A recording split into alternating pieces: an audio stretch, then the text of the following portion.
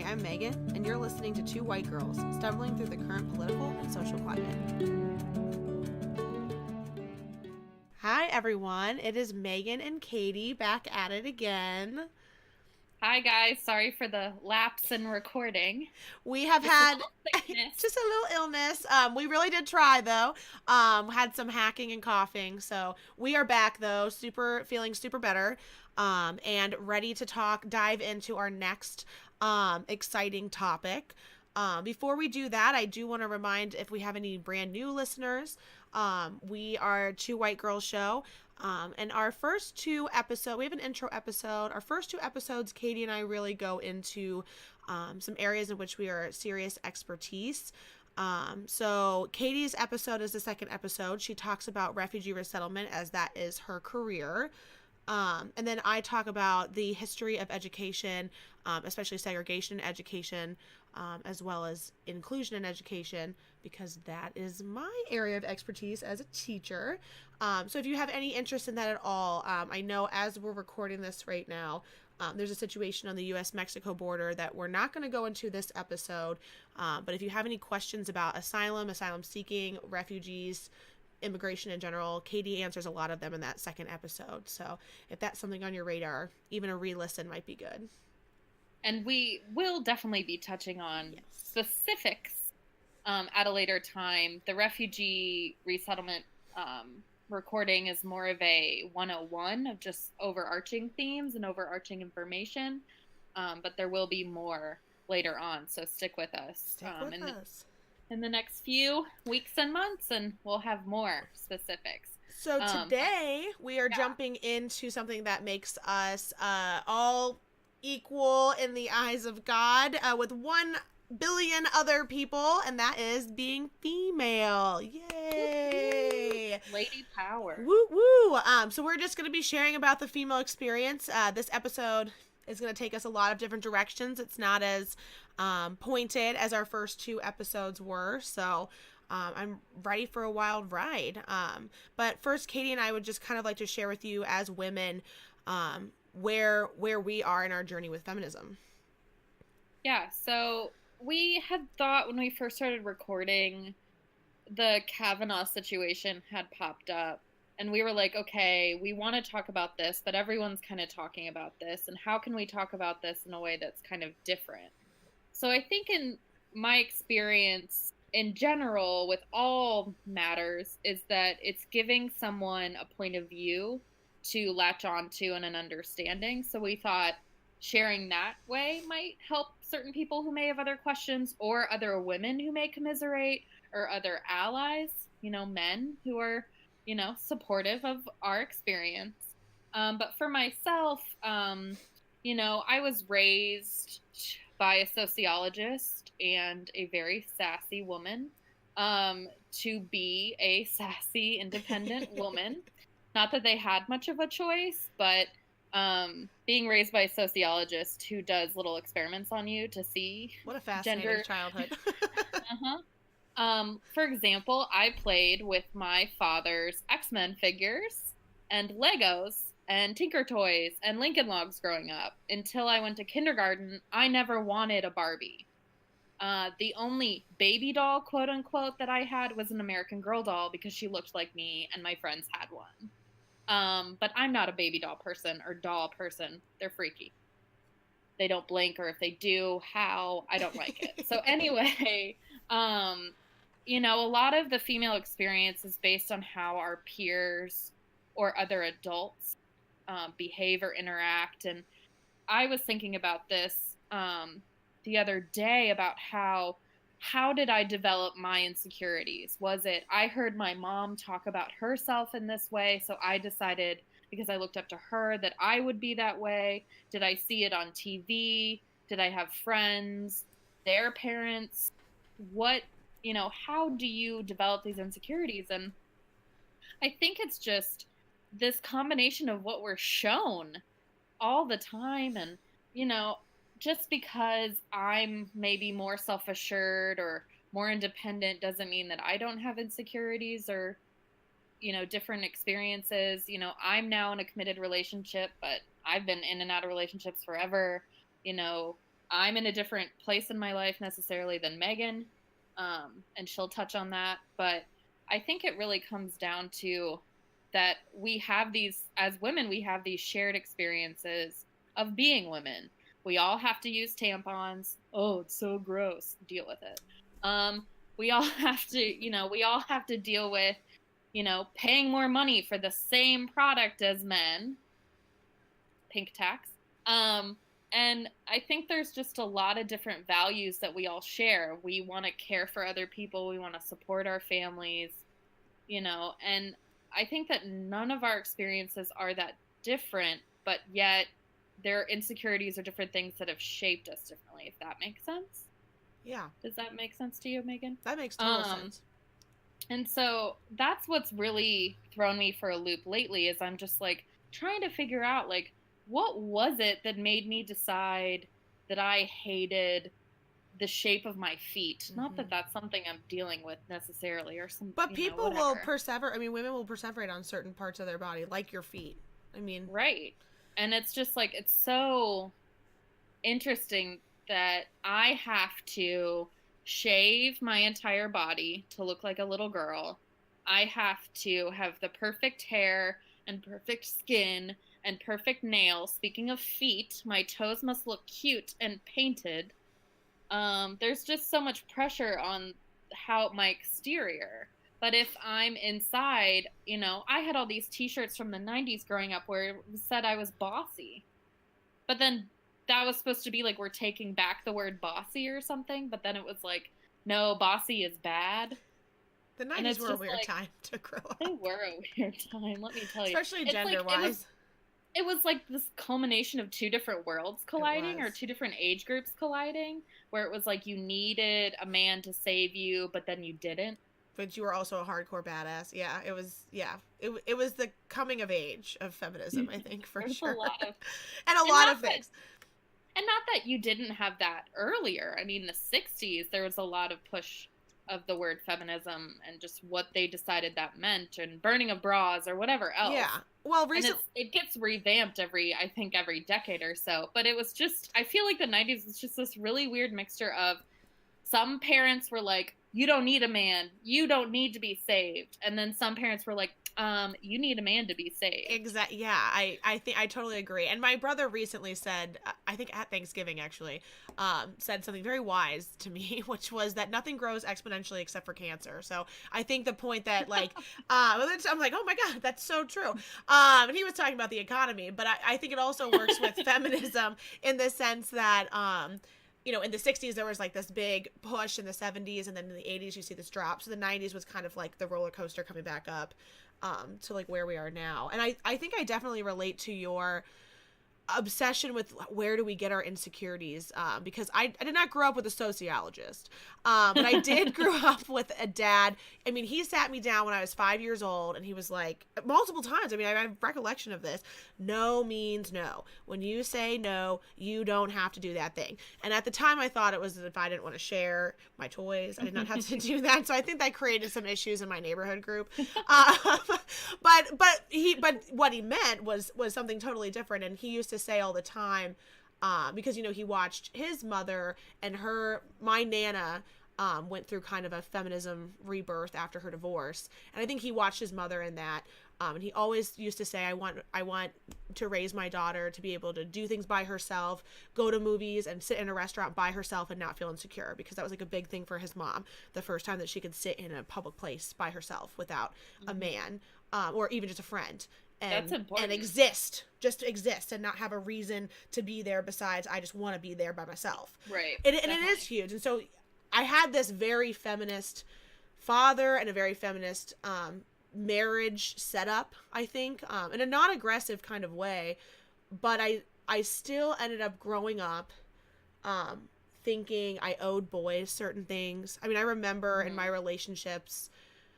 relationship really in high school, which was incredibly toxic for a million billion reasons, and that we won't go into publicly on the air.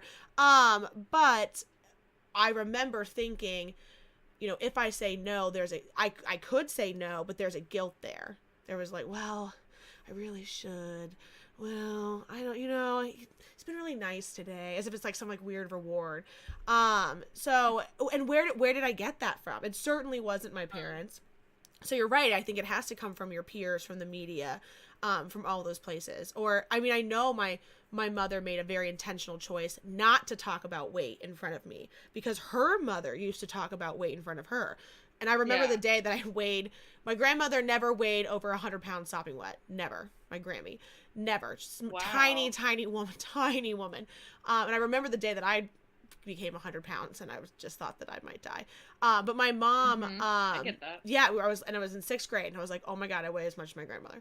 Um, but my mom made a very intentional choice to never talk about weight in front of me, because her mother talked about weight so much in front of her, and she heard that um, in my cousin, who was older, first, and then she was like, oh, we're not going to do this, we're going to shut this down. Yeah, But definitely. still, in the 90s, it was a weird time to grow up, Hmm. and you looked at images of white women. I mean, if you Hmm. look at Courtney Cox, if you look I mean, at, that's all there was that's for all there images of white women. was. Like, well, and it was so difficult to then have this little round butt that I had, or the boobs that I had, because no one else in a magazine had that. Right, Um, definitely. and I remember, and especially not white women.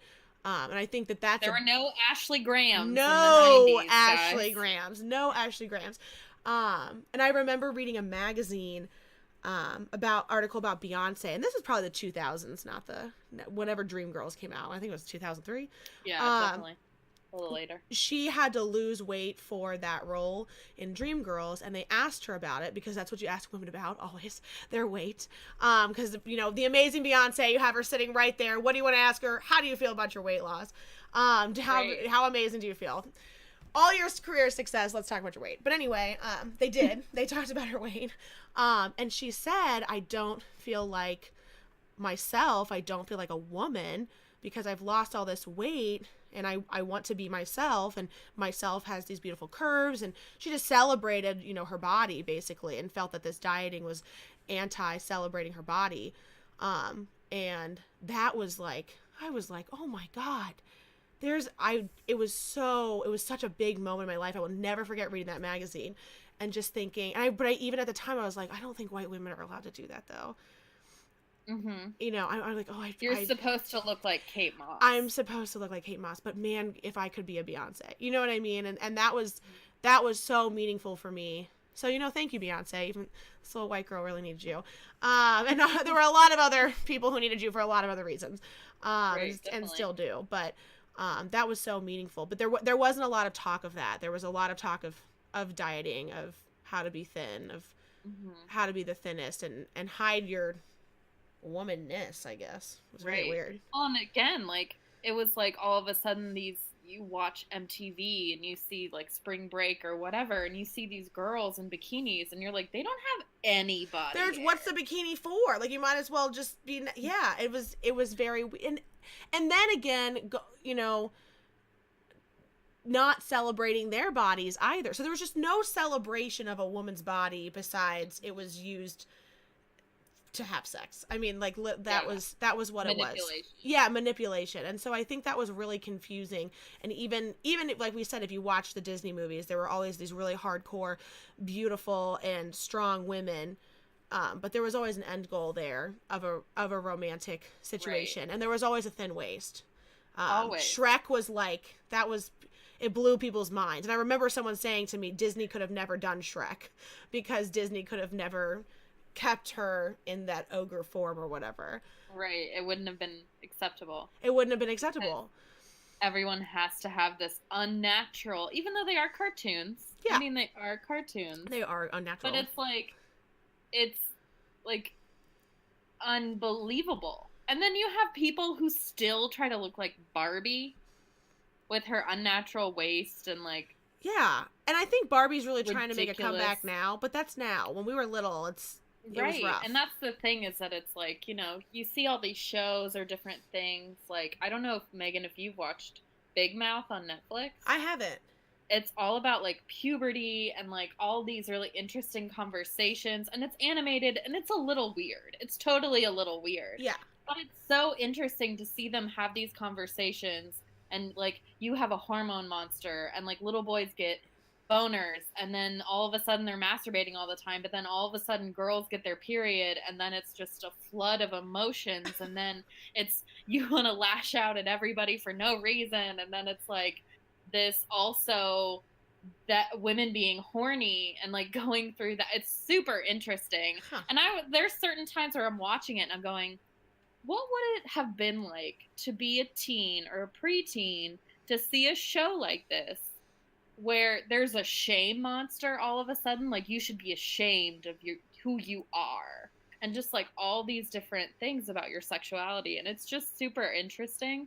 um but it's also weird. It's a cartoon and I it's on believe Netflix, that. and there's both sides to it, but there are parts of it that I'm like, Okay. wow, thank you for putting that down in a show. And there's literally an episode, or at least 10-minute segment, where they talk about like women's bodies. And they take these two little girls, not little girls, they're teens, preteens, to like a sauna where there's like all these different naked women, and they're like, our bodies are all different and it's okay, and like all this stuff. And Like, I that's mean, that wasn't a beautiful. thing.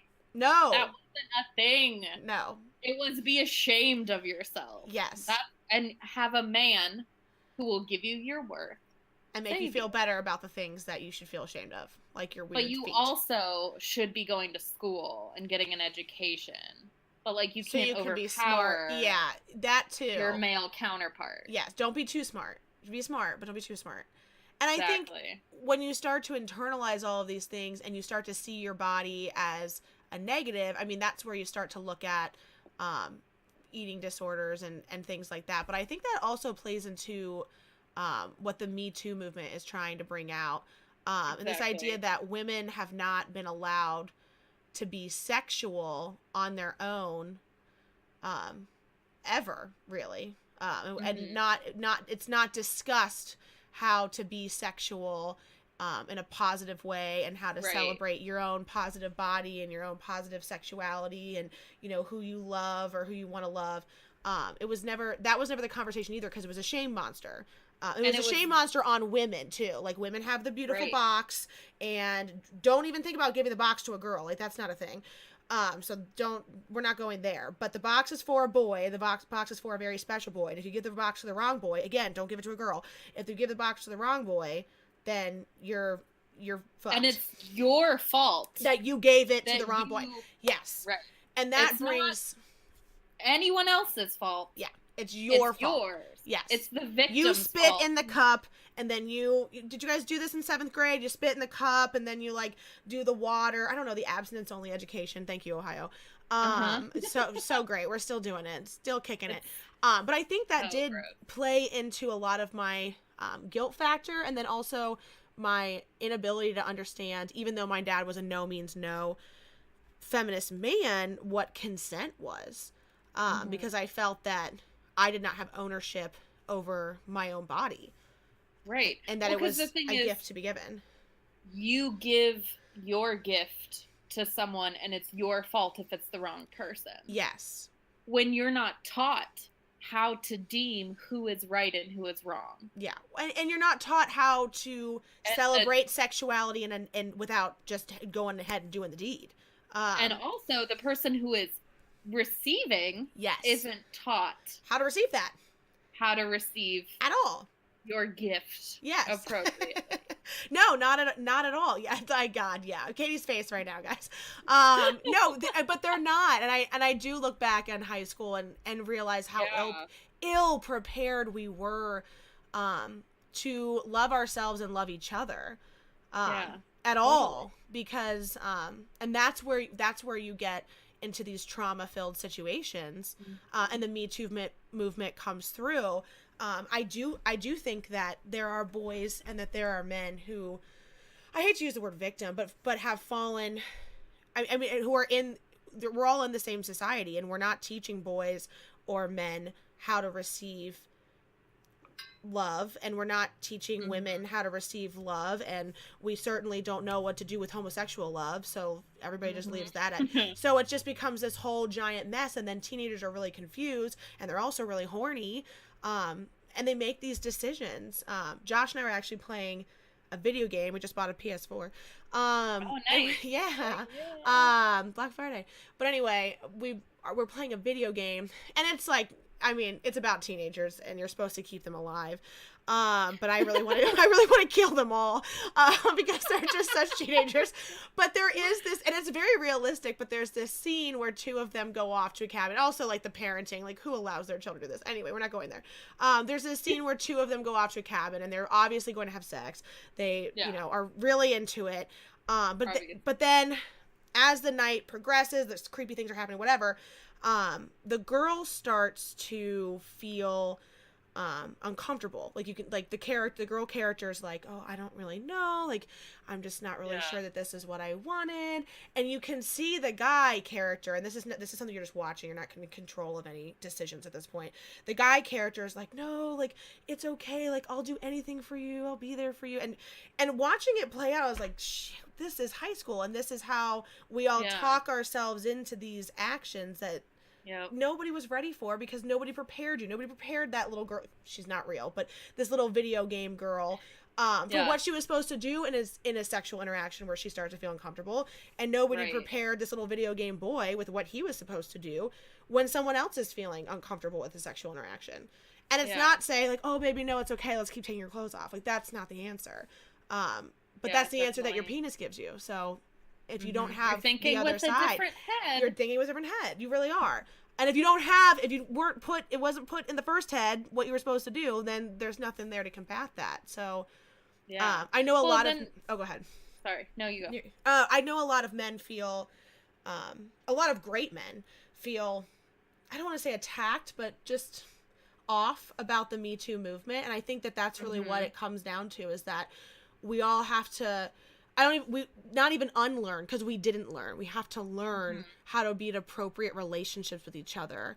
And just in your general. social interactions. I don't need random men making jokes about how they can interact with women. No. I'm not interested in that. I'm also a stranger. So, like, Gross. Don't ask me how to interact with you or others or what is appropriate. For real, you know what's appropriate. What would you want your daughter, your sister, and if you're questioning your mother, it, just don't say it, to have an interaction about? That's honestly all you need to be thinking with. And if you think your mother, your sister, your daughter would find this acceptable, and you're lying to yourself because she's one of the cool girls, then it's a lie. Because all women aren't interested in those jokes. All women aren't interested in being victim blamed. All women aren't interested in holding your sad, pathetic hand to help you walk you through this new turmoil that you've had to face. When I can't walk down the street at night without holding my car keys in between my fingers, ready to gouge someone's eye out.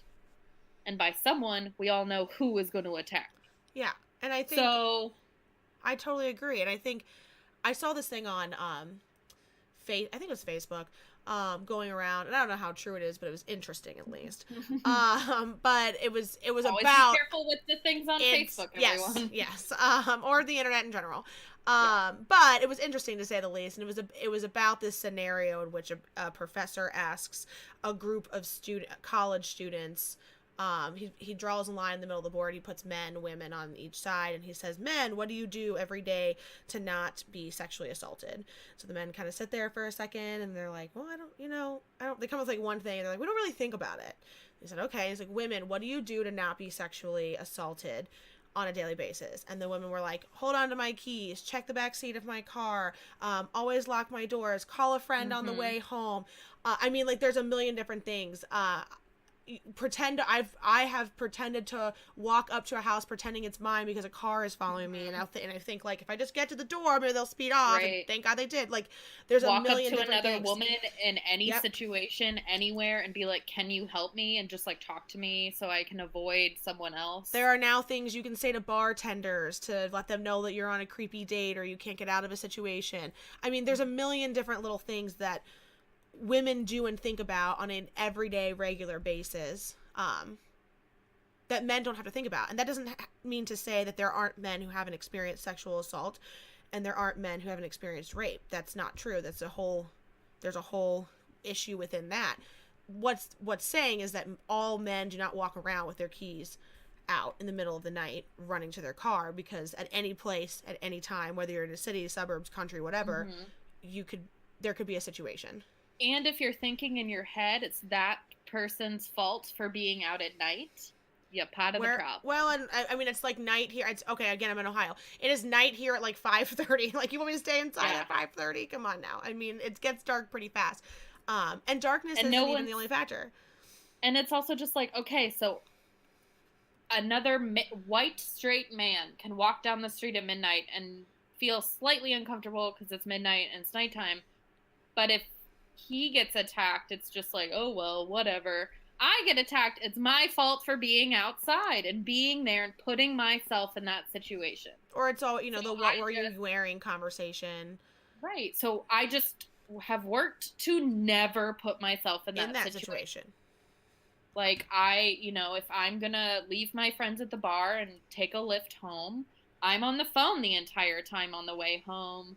I'm making sure they're going the way home that I know. I have people either with me or I'm always in the light. Like, it's all these things that I have to think about in order to be safe that I guarantee not all men have to worry about or think about either.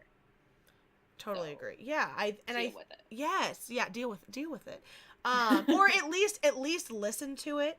Mm-hmm. And if you see women who look concerned or look frightened, be there for them. Be there for the women in your lives. Pick up the phone. When I'm always calling someone when I'm walking somewhere, I always get on the phone, because I've always felt that would be better somehow if someone would know if something were to happen. Pick up the phone for women. So many I phone calls. how many phone calls to look like I'm talking on the phone so someone Exactly. won't approach me or talk to me or anything. Exactly. So helping people be supportive of that is really important. And I think the hardest time in life for me with that idea, or walking around at night, or being in enclosed spaces, or with people I didn't know well, or whatever, was college. College was that was a terrible time. And I think college campuses are just cesspools for women to find themselves in terrible, terrible situations. I think the Brett Kavanaugh situation is just one of the many. And honestly, that happens on every single college campus in America every single day. And I think that's why that situation had such backlash on the other side, where people are like, well, it's like when Creed Bratton in The Office says, if that's when Phyllis, it's not flashing. If that's flashing, thank you. If that's flashing, lock me up. It's like, well, Creed, yeah, it's flashing. Let's lock you up. That's what 90% of the men in that room were doing. That's rape, lock me up. Well, yeah, bud, that's the point that we're trying to make. So it's not that's what we're saying. Yeah, it's not that Brett Kavanaugh is the only rapist, in our government or in our world here. It's that this is happening every single day to women. And it's one of those things where you can't just call someone a rapist. That's not how you're going to have a productive conversation. No. Just like when you call out your racist family member for being racist. Yeah. That doesn't lead to a productive conversation. No. You have to lead them to their racism on their own. Exactly. And help them to establish that tie. But I think what a lot of women were feeling with the Brett Kavanaugh situation is either they themselves have been in a situation where they have felt uncomfortable and they tried to get away and it wasn't successful, or it was successful, which doesn't mean the trauma is not there. They know someone who was. They witnessed something like that happen. Or a combination of all of those things. Right. Which I think I could fall in all of those categories in one way or another. And it's back to that Me Too movement where it's like we've all, as women, witnessed something like that. Yes. And if you haven't, you might have been blacked out and you have no memory of it. Yeah. But every time there's alcohol involved or any kind of drug or anything that kind of messes with your brain, those kinds of situations are more prevalent because we're not thinking. No one's really thinking. And that's not to blame someone that drinking alcohol, it's their fault or vice versa or whatever. But it's like, it doesn't mean you should hurt someone. And I think everything comes back to that we're all humans and we're all deserving of love. And I think that it comes it's just this whole idea that we don't know how to love, we don't want to love, we don't like this inability to really comprehend to treat people nicely is not a thing. And it's Yeah. just, if I had a girl walk up to me and was like, "Can you walk with me?" or "Can you like hug me? Can you pull me away on the dance floor? Can you whatever?" I'm like, "Come here, girl. You're my new best friend, or we Yeah. can pretend we're in a relationship. Whatever you need, sister, I got you." Because we've all been there and we've all witnessed this. And it's just, it's really upsetting for it to come out that this person, Brett Kavanaugh, did Mm-hmm. these horrible things That we've all seen or had happen or whatever. and he still wasn't punished for them. And that's the same thing with Trump. He's not necessarily being punished for having affairs with Stormy Daniels and all of that coming out necessarily yet. We hope it all links and it turns Comes into a together. beautiful But I don't think it'll ever transition. link to be where that will be the reason that someone goes to jail, because at the end of the day, and not that Brock I mean, Turner. yeah, Brock Turner is a great example of this, and you know I live like 5 minutes from where his family is from Yep. now, and I think that area is very similar to the area that I grew up in the sense Wealthy. that they're wealthy, and but also just people don't know how to interact with each other. I mean that was a classic case of you truly don't understand what is abuse and what is love and what the difference is, and then it's this sad story of like this, watching this family defend his actions, and you're like, what person have you created? This is, it was sad and scary. It was like watching my ex-boyfriend on trial. It was terrible. But Yeah. that and that judge, by the way, there is some comeuppance there because is. that judge did get He's voted gone. out. Yes, he's gone. Thank So. God. But and I, not to say again, the U.S. prison system, we can have a whole other episode on that and go down a whole rabbit hole. Not to say that that's the answer. Yeah, and we will, because we got a lot to say about that. But that's different. The point is that we have to start understanding that these things are not acceptable. It's just not acceptable to take these things, no matter what the reason was, no matter if you were drunk or mad or your daddy didn't love you, or you know, whatever it was. These things are not acceptable, and we have to stop treating people this way. We have to stop treating women this way. And women have to know it's okay to say, I'm a survivor. I think that's what was really beautiful about the Me Too movement as well, is all these women coming out and coming together and saying, I've survived this. I've watched someone else survive this. I've been where you are. I am where you are. That was really magical for me to watch as well, because I think there was a lot before that in my life that I just did not voice. I mean, I was watching women on Pantsuit Nation, the Facebook group that was created after the 2016 election that I'm in. It's, I mean, millions of people, men, women. But I was watching women say, like, I've never told my husband that I was raped, and I finally told him. Or I never told my mother that I was raped. But I finally told my mom, you know, I finally told my parents. I finally told my brother. I finally told my sister. That's amazing that people have been holding on to that long. Right. And just that, I mean, that beautiful woman stood before a whole white man panel and said all these things about what this man did to her, and it did nothing. And dug up all, and I think also not, people were like, attention, like that kind of thing, and just speaking again as a woman, and speaking as a woman who has experienced trauma, I could never do what she did. I could never stand on national television and relive those kinds of parts of my life. I could never ever do that, because the brain is a beautiful, beautiful tool, and it literally shuts those things out. So you have to do a lot of digging within yourself to get that stuff back out. That's some intense stuff. So I think also just knowing, no matter where you are, sit politically or whatever, or what you think about the decisions the Supreme Court will make from here, and Brett Kavanaugh's vision in that, she did that to protect a whole country of people. America. I mean, it was a sacrificial love, definitely, and I have such respect for.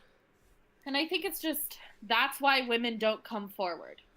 Yes. No. Yeah. That's really, really great and interesting documentary that Mariska Hargitay did. I think it was on HBO maybe, about backlogged rape kits Yeah. and how they're just not tested They're half the just time. sit there and then they And expire. there's DNA. There's DNA from in there, and they could trace if they put all the DNA actually into a system. Not that they have the capability to do that, but if that were to be how it's done, America, Could and move some money you around. you would see links to different rape kits based on the DNA Yeah. of the rapist. And Yeah. you could, because what they were showing in this documentary is that there were so many linkages across states of rapists, like serial rapists. And it was just such interesting things where they had to go back to these women and be like, we caught the guy, and no one in their families knew, and they had like all this privacy stuff. Like, there was one woman who didn't reveal anything about herself because she didn't want to be on this documentary. She didn't want people to know, and she had to relive that trauma. And then, I mean, it's like, you want to go even further into it, the trauma of getting a rape kit, Yeah, let that's alone yeah, not a fun experience. all these other things. And so it's just kind of like, you go through the trauma of your rape or sexual assault or whatever. Whatever happened, yeah. The specifics doesn't matter. And then you go to the hospital or wherever and you get your rape kit done, which is another traumatic experience. But then you do that knowing that that person may never be caught because your rape kit just goes on a shelf. Or then when they are caught, you've got a disgusting court case, or I mean, just a back and forth of there. You know, if they have the means, a lawyer can be hired that's going to totally rip you apart. It just becomes this giant spiral, and occasionally a media circus that's just absolutely embarrassing. So I think something that as women we need to support women who say something happened to me and love them for their Believe story women. and believe them. And as men, we need to listen to women who say something happened to me and love them and believe them. And as a country, we need to deal with how we are prosecuting this and how we are handling this at a culture level, because clearly we have a cultural problem. Right, We need to totally. talk to our children. So when we come back, we are going to talk about not only things that you can do or that my husband and I are currently doing with our child to make sure that this next generation is better than our own. But also, Katie will talk a little bit about being single and a female and what that's like. And I will talk a little bit about motherhood in general. So stay tuned. Hi, you've been listening to Two White Girls.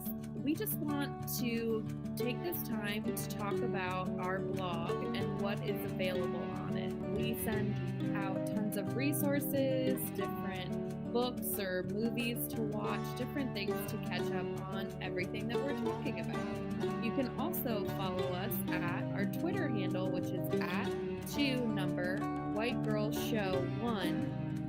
And you can tweet at us. You can see what things we're tweeting about, what's going on in the world, and in a faster pace than our typical podcast. Also, if you would like to be a guest on our show, shoot us an email at 2whitegirlshow@gmail.com. Thanks for listening. All right, we're back. Thanks for sticking with us. Before we went through a lot of crazy different things from what it was like growing up in the 90s, which brought us to Me Too movement, a little bit of our own self-discovery as well as the Brett Kavanaugh situation. Yep. So I know bringing us to current day present right now, my husband and I do a lot of things with my daughter, and we're not obviously not perfect parents. She's 2. We have no idea how we're messing her up yet, and we're about to have another one. Don't know how we're gonna mess that one up. Also a girl. We'll see what happens. So I am not at all claiming to be a parenting expert, but I do think there are a couple things that we've tried to be intentional about in terms of feminism that are very important. I think first and foremost, calling the child's private parts what they're actually called is really important. My daughter knows what the word vagina is. She knows where her vagina is. She knows how to clean her vagina. All of that. So kids have access to what that body part is. So let's say something terrible, God forbid, were to happen, they would be able to voice that. And I've actually seen that really unfortunately in action.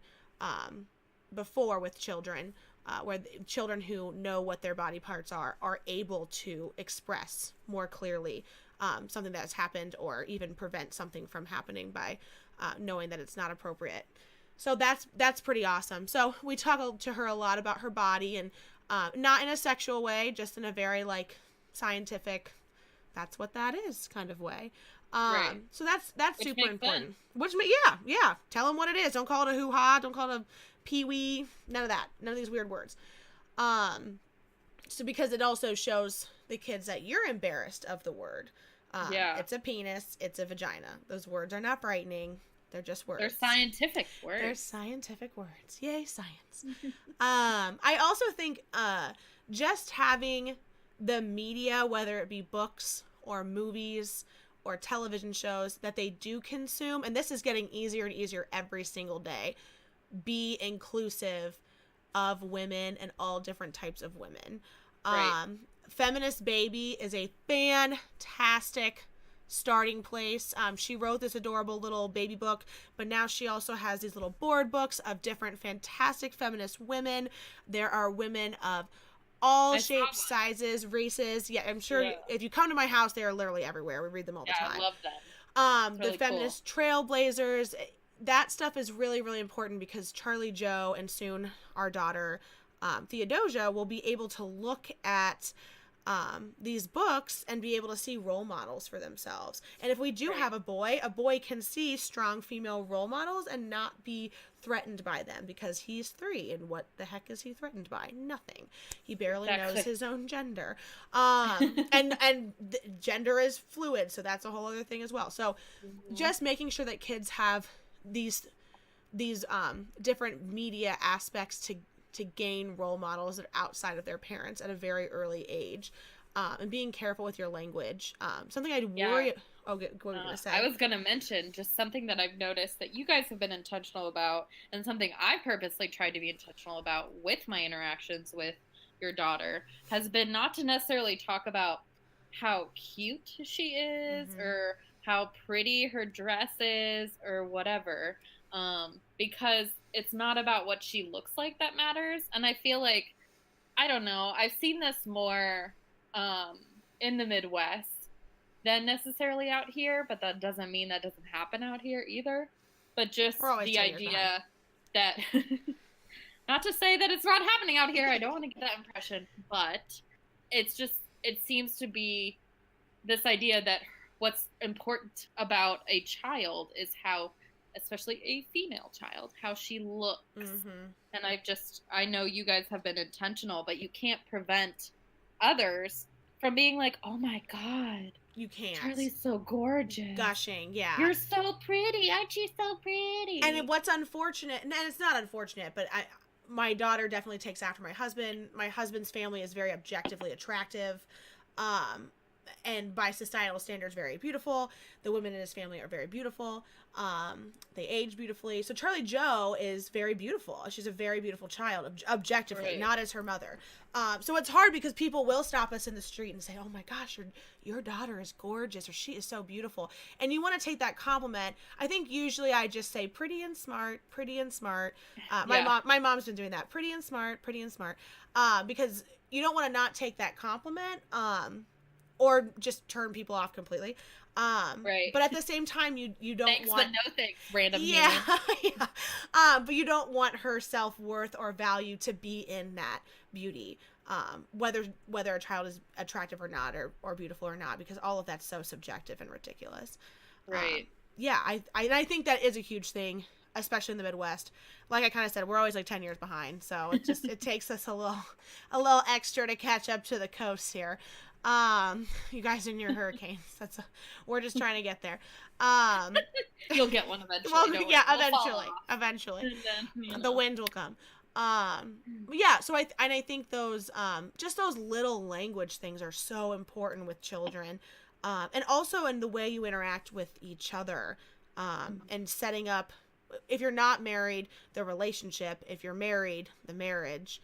Um, to be positive. You know, when Josh speaks to me, Charlie Joe is listening and watching how a man should speak to a woman, and vice versa, and Yeah, who makes totally. decisions and who doesn't make decisions, and who does what in kitchens and who does what around the house, and all of that. Children are constantly watching, and I think as an educator, I cannot stress to you enough how much your children are actually watching you. It's very creepy. But Hmm. they are taking literally I see everything you. you do in, so no pressure. And again, Josh and I are perfect at this. Obviously, my husband and I have tiffs or have moments or whatever. And again, I'm sure there'll be a million things that come up in therapy 20 years from now, of all the things, all the ways. I think that's just Um, part of it. it I think is. therapy is It just is. it's just part of It's it, a part guys. of it. It It's is. part of the journey. Go to therapy. But I do think her watching her being able to watch my husband do all the cooking and a lot of the cleaning. I mean, like, it's not like we have this super balanced, he cooks and I do dishes. No, sometimes he cooks and he does dishes. And when I say sometimes, I would say 4 out of 5 times of the week. So I mean, it is what it is because I'm on my feet more than he is at work, and that's just kind of the way it's rolled out. Versus I'm more of the calendar. So just watching those roles and those gender roles and allowing those gender roles to be fluid in, even if you're not with your child's um, other parent, just watching those gender roles and watching the way you speak to them in front of your child is so crucial because that they will take to their grave.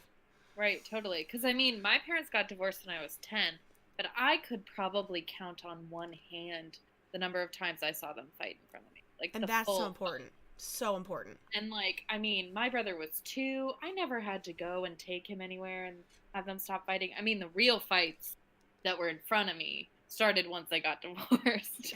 So there was a little change. But I mean, to me, when they were saying they were getting divorced, I mean, that was a shock because I didn't see it coming because they purposefully hid that from me. Please don't Um, fight in front of your children. Yes, it's so as important. much as you can. And I As mean, much as you can, yeah. and it's just very formative, and I was very fortunate that I didn't have that necessarily when I was much younger, but I did have that during my preteen and teen years, so it explains a lot about how I fight passive aggressively. What? But I mean, but it's if anybody can think back to like, do you remember your parents fighting? And if it was a lot, then, how does that inform your decisions and your relationships now? And it does. Yeah, it And absolutely not to does. say that every, parenting pair is perfect. No. They're not. Nobody is. And I think that's part of it too, where it's like there's this pressure to be these perfect humans all the time. I totally And we're agree. not. No. And I think also, and I say this a lot to my gifted parents, um, you can't be, and this is true of women and men, and kind of goes into a little bit of toxic masculinity. If you're not showing your child vulnerability or failure, they will also grow up without an ability to fail or be vulnerable. And I think that's especially Yeah. important in boys, because the patriarchy is bad for us all, people. You know, boys Mhm. not crying, boys have to be strong, boys have to always stand up for their woman or their family and fight or whatever. Well, all these things are really, really negative. And then you create these atmospheres in which children are so afraid to fail they don't try anything, and it's and Mhm. that's I see that typically in my gifted kids, and it manifests in girls and boys differently. Um, Totally. but it does that toxic masculinity manifests in really smart boys really really early, and that can be very difficult to unlearn all those things. Boys should be able to cry. Boys should go to therapy. Boys should play with dolls and be really emotional and be there for their kids and all of those things. Boys can wear nail polish. Yeah, Nail yeah. polish is fun, Do by the way. that. Also, men, get a pedicure. They're lovely. My husband gets my pedicures. Please get a pedicure. Yeah, it makes your Your feet toes are so much gross. better. Yeah, Get a pedicure. and it just feels nice. And I you will know, respect you more yes, if you have clean, nice looking toes. and I think those things that fit into the patriarchy, men don't all, again, who men who are feeling a certain type of way about these conversations, don't realize that those things have affected them or their sons or their brothers or their fathers. Mm-hmm. for generations and generations. Well, I mean, how many movies or TV shows did we watch growing up where the father was withholding? Yeah, they were always withholding. Withholding was the I only mean, character trait. Disney, they didn't have mothers. No, they were always dead. That always bought my And if father, they my mother had always. and if they had a father, their father was either amazing and then Yep. died Yep. or terrible Yeah. and withholding, and you have to prove to your father how great of a man you like. Come on. Stupid. No, it was ridiculous. It was sad. It's sad. People should have close knit emotional relationships with their fathers and their mothers. Everyone should have good those strong close knit And relationships. I think a lot of that is a newer kind of idea. Mm-hmm. And because it kind of goes to how relationships have changed over time. Because like in say in the, what, 60s, people were getting married much younger. In order for a woman to move out of the house, her parents' house, she had to get married. Aziz Ansari's book that he wrote with a sociologist, which was very interesting, very good. Regardless of how you feel about Aziz Ansari, for me too, it was very well done, very thorough, very well rounded. But he discusses with the sociologist how over time women's levels of education and increased access to the workforce really pushed for, say, our grandmothers to want to push our mothers to get married later, and then maybe our mothers are pushing us to get married or do different things in a different order than, say, they may have done or their mothers may have done. So it's this really interesting look at how, because of that, say in the 60s, your father went to, say you were in suburbia and your father went to the city to work and your mother stayed at home with you. You probably didn't have a close relationship with your father. If you did, you were fortunate, but it wasn't as likely. Whereas I'd say now for the millennial generation, or the even newer digital age, I guess they're calling Gen them, Z, yeah. the ones who eat Tide Pods, everyone, not the millennials. Oh my God, don't be that. Don't be that millennial. Don't blame me and say that I ate Tide Pods. Oh my God.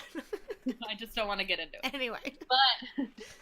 But it's like our generations are like, we want to have, and our parents want to have that relationship. They're like, my dad had a terrible relationship with his father. So he wanted to consciously work to have good relationships with his children.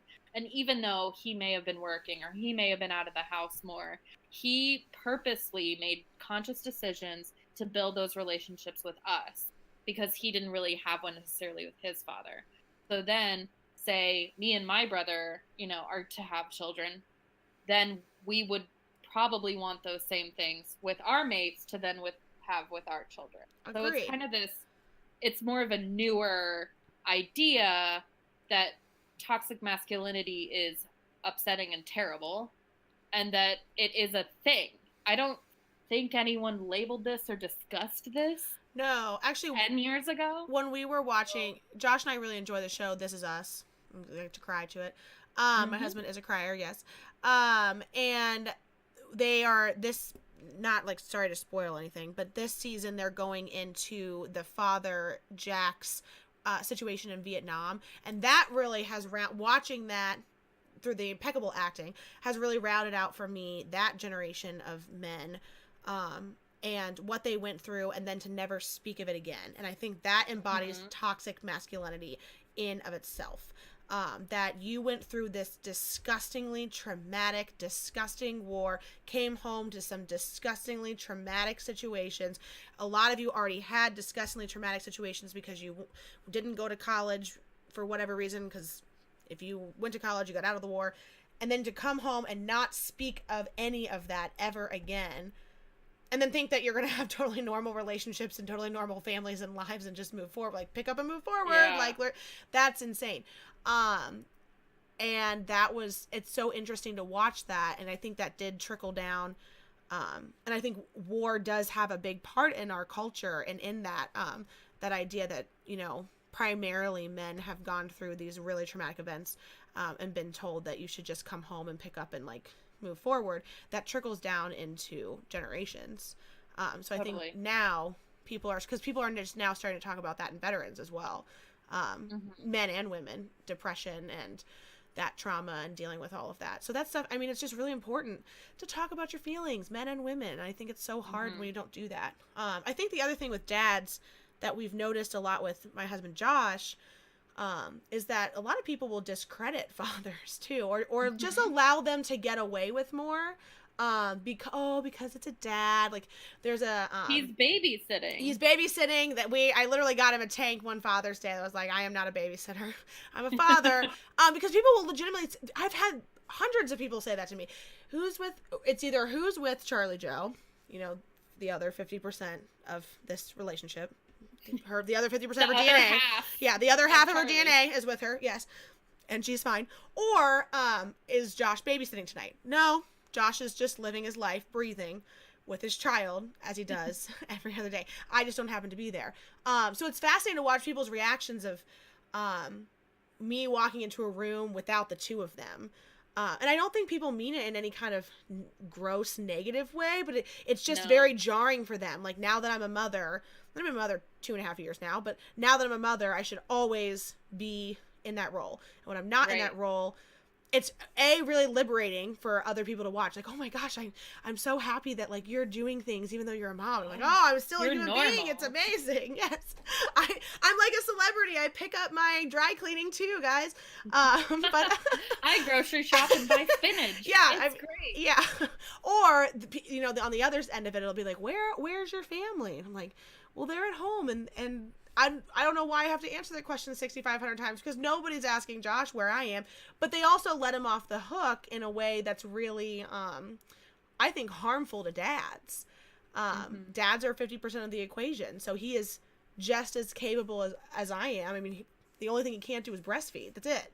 So in any other way, he is just as capable of parenting Charlie Joe by himself as I am. Definitely. And there are parts of parenting that he is better at, like bedtime. I don't deal with bedtime. I'm terrible at bedtime. He does bedtime with Charlie Joe. I don't know how it'll go with 2 kids, but I suck at bedtime. And I have no problem, like, confessing that as a mother. I'm terrible at bedtime. But I think that's very bizarre for a lot of people. I love shocking old ladies at baby and bridal showers with that. I don't do bedtime and I don't do cooking. It's like a whole new world for them. I can just see the faces. Probably also with a hint of jealousy. I honestly do think a little bit that's what it is. And I think it's sad that for so long women have had to see family as a ball and chain like that. And I think that's why I was okay with getting married and having a kid young, is that my mother did not feel that way about us. Because it was her very active choice. No one pushed her into getting married. In fact, I don't even think my grandparents really wanted her to marry my dad for a while.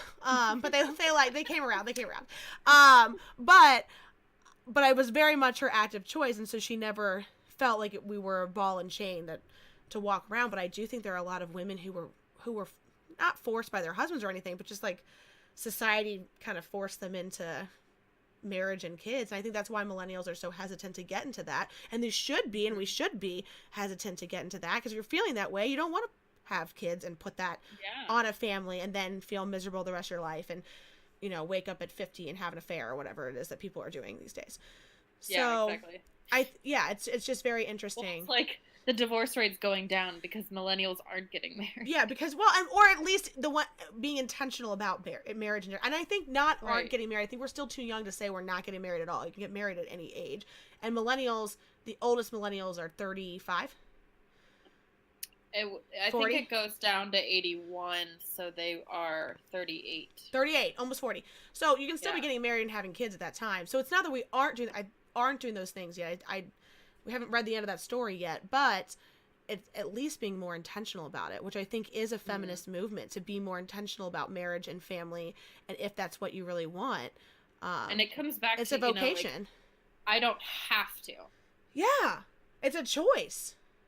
And I think that is a major difference generationally. Yes. Like 2-3 generations ago, it wasn't a choice. You got married. And what kid wants to hear from their mom, well, I had to have you, so I did. No, like, you want to hear that you were this beautiful choice. Of course there are oops babies, so like we won't go there. But well, I mean, like, My parents got married at 19, 20, and I was an oops baby, but they were 22, 23. They weren't like, I They just were got like married and had a 16. baby. I Exactly. mean, I was an oops baby. Blessing. Bless up. Blessing in disguise. But um But you weren't they made to feel weren't like you were a ball and chain. You didn't no. I mean, hold they your were mother back. poor college students, but They made I it spent work. most of my baby years with my dad. I mean, I think that that's really, and I just think it's so important that both parents are involved and that people are being really intentional about these choices and that you're supportive of these choices that parents make, whatever those choices are, besides not vaccinating your child or negligence or abuse. right. So Please vaccinate your children. yeah. But I did read an interesting New York Times article about parenting in America, and it is overwatched. I will put it on the blog. Mhm. Parenting in America, especially for mothers, is very overjudged and overwatched in a new phenomenon. This is new for millennial parents and the generation right above us who is also having children.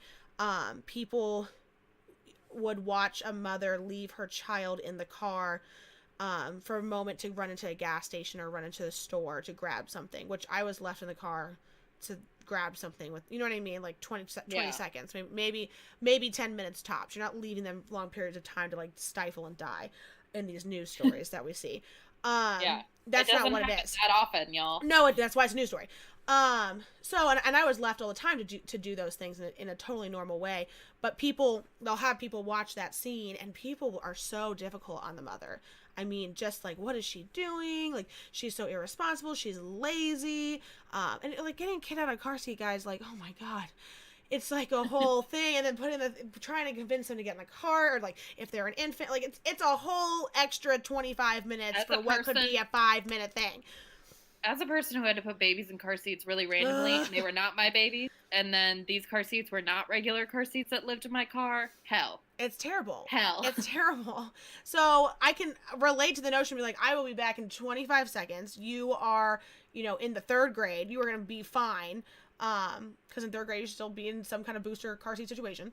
Hmm. And the people were very, very difficult. And then people from other cultures that were not American would watch the same scene and be like, that's fine. And then hearing about how little freedom American children have or American mothers have was wild to them. Because also people would watch a man do the same thing and they would qualify it a little bit for him. Like, oh, he's probably really busy, or mom's probably out of town and he doesn't quite know what he's doing. So, like I said, that kind of like, oh, I know it's hard to be a dad kind of situation. Versus the mother should just innately know You're she should be with her supposed to children. Yeah, know. and you should be with your children at all times.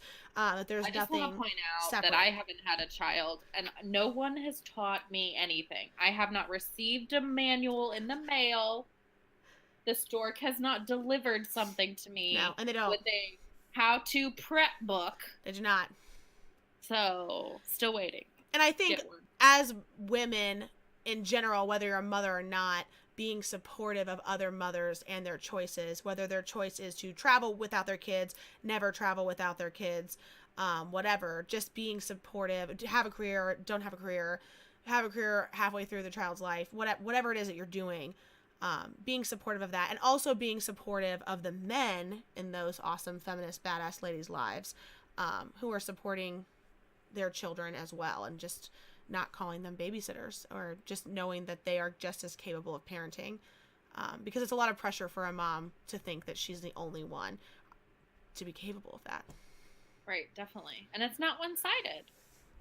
No, It's yeah, not how it goes. it's not just, yeah, relationships are not one-sided, exactly. Speaking of relationships though, tell us about this being a single lady, So, Miss it's Gibson. so interesting how over life, like, I feel like, okay, so in the last, I don't know, I'm 29, gonna be 30 in like a week. Um, in the past like 10 years, we have, had this drastic change through social media apps and social media existing, and then um, how dating has occurred. So, like, you watch the TV show Friends, and everyone is just having coffee, and then all of a sudden this cute guy walks up and asks Phoebe out. That's not happening anymore. And I don't even know if it was honestly happening then. And then you go from these personal relationships where you know someone or they know someone who knows someone, and you get set up on dates or social interactions or parties or whatever, to changing to these online profiles where anyone can message you and be like, hey, what up, hot stuff? Or you get those unsolicited, dick pics, which are super fun. Or to now where we have Tinder or Bumble or other apps that are kind of made for women to kind of decide who they interact with, which I think is a huge game changer, because I don't have to get weird messages from like OK Cupid, or what's that other one about the fish that's like Plenty you of can get fish. creepy. Thank you. How do I know Where you can this? get creepy messages from anybody, and it's like, I'm not interested. So, but now with like Tinder or Bumble, where Tinder, like, you both have to match, and then he can message you, but then on Bumble, you have to be, as the woman, have to message first. So then you kind of get to like decide if you honestly want to talk to someone or not. Or with both apps, if they being creepy and weird, you just unmatch them, and then they can never find you again, which is glorious. So it's like, over time, the ability to have yourself protected in dating has grown, but then also that hookup lifestyle has increased. But I think it's also because women want to hook up and that they can. I've heard that from a lot of my single friends. And I think it's like, if I want to hook up, I can hook up. And that doesn't have to mean sex, but it can if I want it to be. And I don't think there's anything wrong with that. I'm sure there's tons of people who have opinions about it, but About your vagina, really? yeah. Crazy. Well, I mean, Crazy.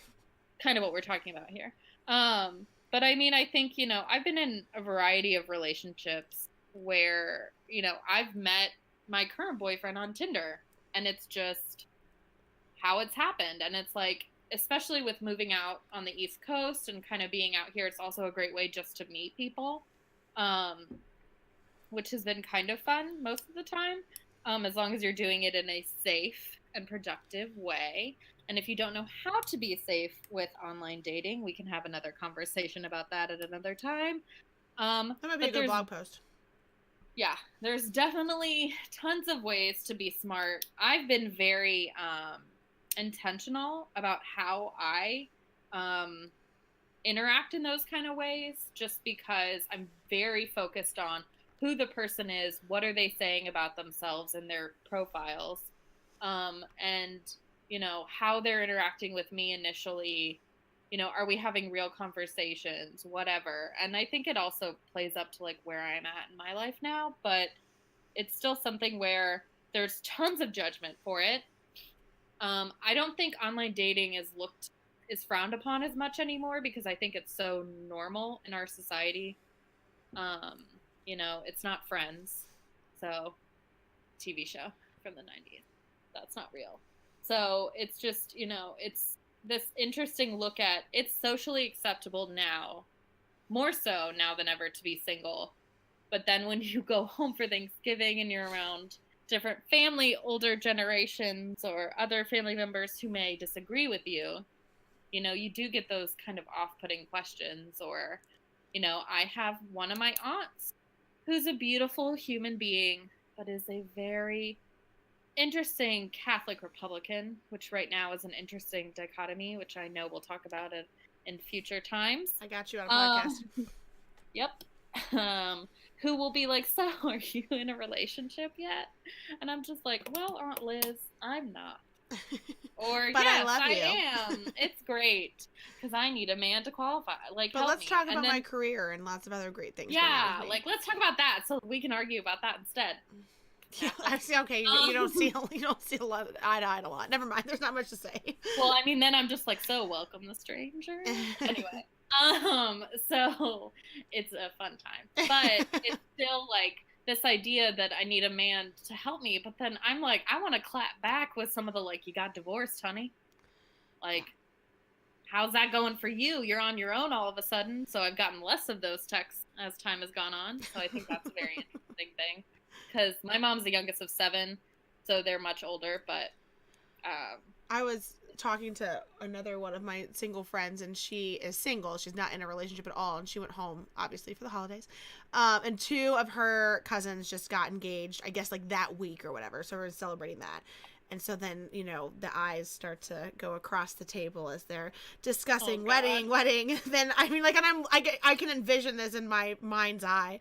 And she's like, and then my great aunt so and so, I don't know who, asked me when I'm getting married, and I was like, well, you should just tell her no rings, just plenty of degrees, because she has a master's. Yeah. But really, like, it sucks to get that pressure all the time to do something, to rush Right. into something or be something that you're not, or have something that you don't. And I think since moving out to the East Coast, it's less. I've noticed more women, at least in my workplace, there are more single women my age That's awesome. than otherwise, Then not, yeah. Like some people are in relationships, but not everyone is married. Like I would say I that's true of have millennials. I mean there's one who's engaged and one who is married with a baby. Otherwise, unless the women are older, we're all in our late 20s, early 30s, and the rest of us are single or in relationships. Like it's nothing, which was awesome to be like, okay, these are my people. Cool. Hey guys. Um, but to not have that pressure, and I felt that pressure more in Ohio than I did Mm-hmm. out here. Again, 10 years behind always. But I think it is less so in millennials in general. Right. And I mean, Um, I think too, it's like you were mentioning to me earlier about Mindy Collins' books oh, yes, about single life. she writes, she's hysterical, and you should read Yeah. all of her books. I have read her two first books. I've not read the third one.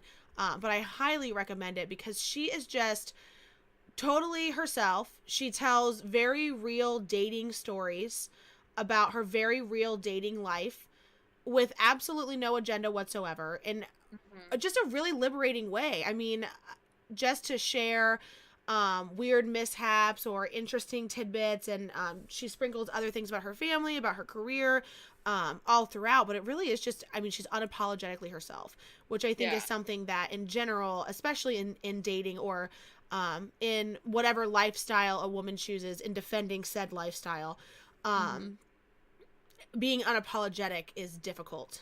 I find And that difficult. I'll mention too that Chelsea Handler's books, which I own a bunch of them, looking over at my bookcase, looking at them currently, um, they that are so unapologetic. I mean, she has one book which is just about hookups that she's had, Which is, I and mean, it's how liberating. hilarious and amazing.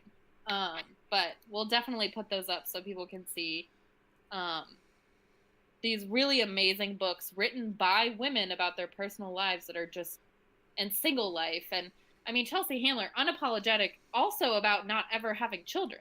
Yes, that's true. And then I can't wait to read. Oh, It's Katie, much more rare to speak about it. yeah, say that again. You broke up. We'll cut that. Oh, sorry. It's much more rare, I think, for women to vocally say that they don't want to have children. Agreed. I think that's something that people have to really defend or be unapologetic about, and that can be Right. hard. So it's really nice to hear that. And on the other token, I can't wait to read Mindy's next book that I'm sure she'll write about motherhood and being unapologetic about Mm-hmm. all the ridiculousness that goes there, especially in not revealing whom the father of her child is, which I have wild, mad respect for. Yeah, and then also all of us speculating about The Office. You know, we all. Yeah, I know if always it was have BJ, to. I know. And it's none of our business, and I think that's amazing, and she's totally okay with. I don't think she's raising the child on her own. In the sense, I think that the father is involved, but privately in their private life. Publicly, she's this awesome, strong, badass mom, woman, career person who is doing a lot of things for herself, even in Totally. motherhood. So I think that that's important. Both those things are important. So reading, I would always just recommend reading memoirs or supporting biographies or autobiographies. Haven't read Michelle Obama's yet, but I'm sure it's really just Oh yeah, unbelievable. gotta read it. By women, just about being Mm-hmm. themselves, because that's just going to come up with more stories and more inclusiveness of feminism. Because what feminism really is at the end of the day is just supporting women in doing what it is that they want to do. Put a period at the And end of that sentence. yeah, and being conscious of that Mm-hmm. and being purposeful in that inclusion. And, you know, we're we're two white women speaking about feminism, but we're not all of it. And we No, we're not even the tip of the definitely iceberg. haven't touched on hardly anything that may affect or, that women of color may be affected by, or also that, transgender or, the LGBTQ community that may touch on that, because just because you're lesbian or you're gay doesn't mean you aren't experiencing feminism in different ways. Exactly. Or in similar ways. And I think that is the theme. If you get anything, as we kind of start to wrap up this discussion, if we get anything from this podcast, it's um, strong women, maybe we be them, maybe we know them, maybe we raise them, but also maybe we believe them, maybe we hear them. So whether you're a woman or a man, just listening to all the different stories of women across we've talked only about our country, but really across our globe, Yeah. and hearing the And I mean, different stories. there are, I was reading an article about, the situation in Alaska with the Native American woman who was abducted and sexually assaulted. And then that man who it was obvious it was him, the judge just like lets him off for no reason. Like, it just was like, whoa, to be this invisible class of people, to be Native American, and then Indigenous, to be a yes. woman In in that this class. class. Like, are you kidding? You're beyond invisible. So if you do anything with this that you haven't done before, I would definitely just say read a story of a woman who, if you are a woman, is completely different than yourself. Or if you are a man, read a story of any woman, especially a woman who might not look like a woman in your life, or sound like a woman in your life. And just take that in, soak it up. Because I think the sharing of these stories is really, really, really what's going to push us forward in all aspects, not just feminism, but sharing stories, hearing stories is really going to change a lot of things in our country if we're receptive to each other. Absolutely. And I think, we'll be touching on a ton of things. You know, there's so many podcasts we can do. And we definitely want, other people to hop on to be a part of our conversation. Come hang out So with us. please, if you want to be a guest on our show, on our blog, twowhitegirlsshow.wordpress.com, we have simple instructions on how to do that, how to be a guest with us. Email us at twowhitegirlshow@gmail.com. The two is a number, not TO or TWO, just the number two. And if you're interested in how we're reacting to events happening in real time, which we always are, we do have a Twitter. Oh, yeah. So please check us out on Twitter as well. Two White Girls Show 1 is our Twitter handle. So please check us out. Subscribe to YouTube. We'd love to get more subscribers. We appreciate you listening. Strong women, hear them, know them, be them, receive them, love them. And until next time, thanks, guys. Love you guys.